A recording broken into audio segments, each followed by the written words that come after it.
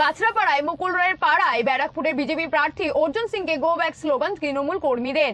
এক এজেন্টের অভিযোগ, অর্জুন সিং একজন প্রার্থী হয়ে হুমকি ও গালাগালি দিচ্ছেন যাতে ওর পক্ষে ভোট পড়ে। পাল্টা অর্জুন সিং বলেন, ভবানী নামে এক মস্তান ভোটারদের ভোট দিতে দিচ্ছে না, পুলিশ কোনো কাজ করছে না, বাইক বাহিনী মহিলাদের মারধর করছে।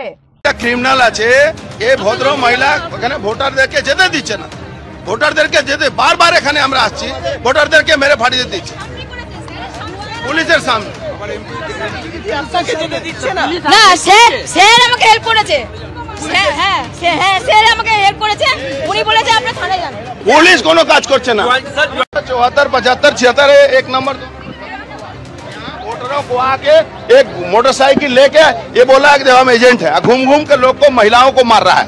एक महिला को मारा, हॉस्पिटल ले जाना पड़ा उसको। ভোট দিতে আচ্ছা আপনি এক কাজ করুন, অর্জুন সিং যাকে বলছে ভোট দিতে দিচ্ছে না, এইখানে সবার ভোটার কার্ড চেক করুন। একজন মহিলা অভিযোগ করলেন, মহিলা অভিযোগ করেছেন, ওর আঙ্গুলটা চেক করেন তো, গিয়ে এখনই অন ক্যামেরা চেক করেন, আঙ্গুলটা চেক করেন, ভোট দিয়েছে কিনা আঙ্গুলটা চেক করেন। স্বীকার করছে।